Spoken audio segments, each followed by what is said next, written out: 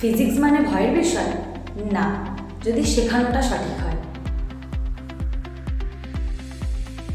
BSc নার্সিংয়ের physics মানে শুধু ফর্মুলা মুখস্থ নয়, বাস্তব উদাহরণের সহজ ভাষায় কনসেপ্ট ক্লিয়ার করা। আজ আমাদের বিএসসি নার্সিংয়ের ফিজিক্স ক্লাসে teacher work energy theorem for rotating body টপিকটি নিয়ে বিশেষ আলোচনা করছে। চলুন দেখে নেব আজ আমাদের ক্লাসের একটি ছোট্ট demo. Work energy theorem for rotating body.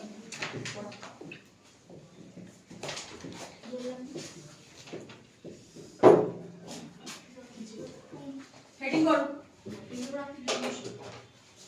আচ্ছা, work energy theorem আমরা আগেও পড়েছি, কারণ মনে আছে কোন চ্যাপ্টারে পড়েছিলাম work energy theorem? না, work per energy তে পড়েছিলাম। work per energy হয়নি তো? হয়েছে, তুমি ছিলে না। ঠিক আছে, work energy theorem. Work energy থিওরেমের মেইন স্টেটমেন্ট কি ছিল? কারণ মনে আছে? Work done by all forces change in kinetic that is equals to work done by all forces that is equals to change in kinetic energy. Kinetic energy কে আমরা delta দিয়েও represent করি, তাই তো? আচ্ছা, work done by all forces. All forces মানে কি কি কি? আচ্ছা, যখন আমরা কাইনেমেটিক্স করেছিলাম তখন আমরা দেখেছিলাম একটা বডির উপরে কি কি ফোর্স অ্যাপ্লাই হতে পারে। একটা ধরো বাইরে থেকে এক্সটার্নাল ফোর্স বা অ্যাপ্লাইড ফোর্স বলতে পারো, তাই তো? আর একটা ছিল কি নিচের দিকে রাখছিল গ্র্যাভিটেশনাল ফোর্স। গ্র্যাভিটেশনাল ফোর্স, তাই তো?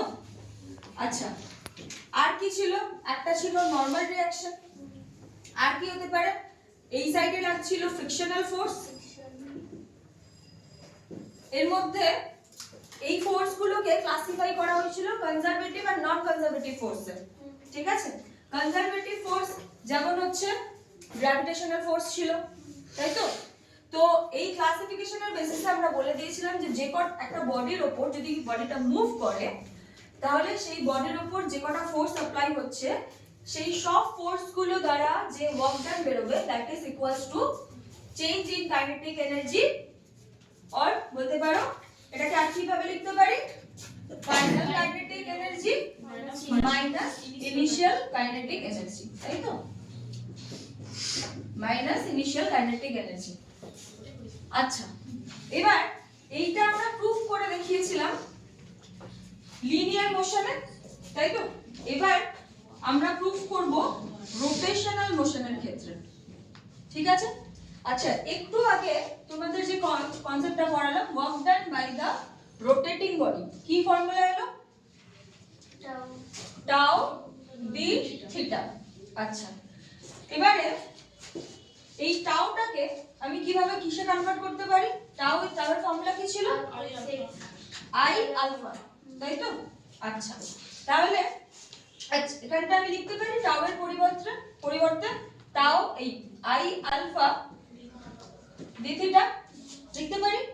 আচ্ছা, আলফার ডেফিনিশন বা ফর্মুলাতে যখন এক ইনস্ট্যান্টেনিয়াস বলেছিলাম, তাই তো? একটা ছিল কি আলফা যখন বের করেছিলাম অ্যাঙ্গুলার অ্যাক্সিলারেশন এট অ্যাভারেজে বের করতাম আর একটা ইনস্ট্যান্টেনিয়াসে বের করতাম। যখন আমরা ইনস্ট্যান্টেনিয়াসে বের করতাম তখন তার ফর্মুলা কি লিখতাম? D omega by d theta. এটা অ্যাকচুয়ালি যদি তুমি ল্যাঙ্গুয়েজে বলতে চাও তাহলে change in angular velocity with divided by the change in time, তাই তো? এটা বলতাম। আচ্ছা, এটা লিখি আমি এখানে, লিখতে পারি তো আলফার জায়গায়? আচ্ছা, আর ইন্টিগ্রেশন অফ আই এখানে রাখো, আলফার জায়গায় কি লিখবো? D omega by d t d theta, এটা করতে পারি।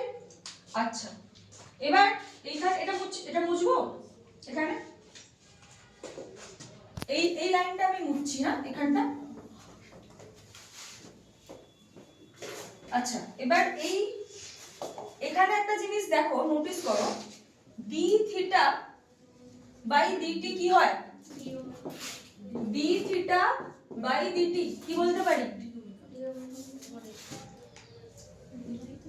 D omega, otherwise d omega না, অ্যাকচুয়ালি আমি ওমেগাই বলতে পারি, কারণ angular velocity at instantaneous d theta by d t, তাই তো? আর ডি থিটা কেন বলতাম? কোনো স্মল জিনিসকে যদি রিপ্রেজেন্ট করা হতো, তাই তো? তাহলে এখানে এই ডি থিটা বাই ডি থিটাকে আমি further integration of the I d omega, আর এটাকে লিখতে পারি ওমেগা। ঠিক আছে, করতে পারি। আচ্ছা, নেক্সট আইটা তো কনস্ট্যান্ট। যে কোনো সিস্টেম অফ বডি যদি আমি ধরেই নিই যে একটা বডি নিয়েছি এবং একটা পয়েন্ট হিঞ্জ করা আছে, যেমন আমি আগের টপিকটাই তোমাদের বললাম হিঞ্জ করা আছে, সেখানে অনেকগুলো পয়েন্ট মাস আছে, তাহলে সেক্ষেত্রে আমি যদি টোটাল বডিটার মোমেন্ট অফ ইনার্শিয়া কনসিডার করি তাহলে সেটা কনস্ট্যান্ট, তাহলে এটা বাইরে চলে আসবে, তাই তো।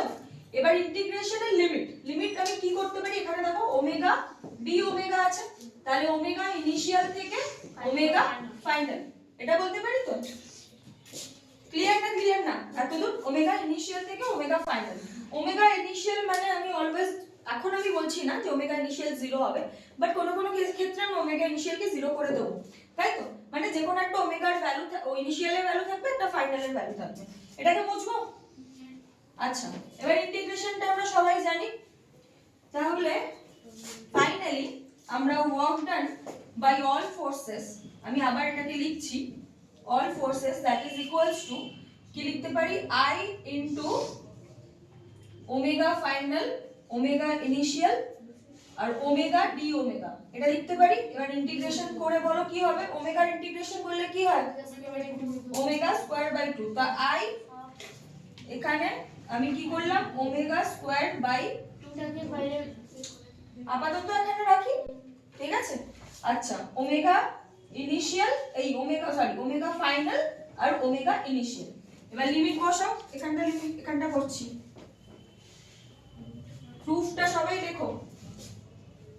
Work done by all forces আমি এখানে লিখলাম, এটা কি লিখবো আই, এখানে একটা সেকেন্ড ব্র্যাকেট ওপেন করো, ফার্স্ট ব্র্যাকেটের মধ্যে লেখো ওমেগা স্কয়ার বাই ওমেগা ফাইনালের স্কয়ার, তাই তো, ওমেগা ফাইনালের স্কয়ার বাই 2 মাইনাস ওমেগা ইনিশিয়ালের স্কয়ার বাই 2, তাই তো।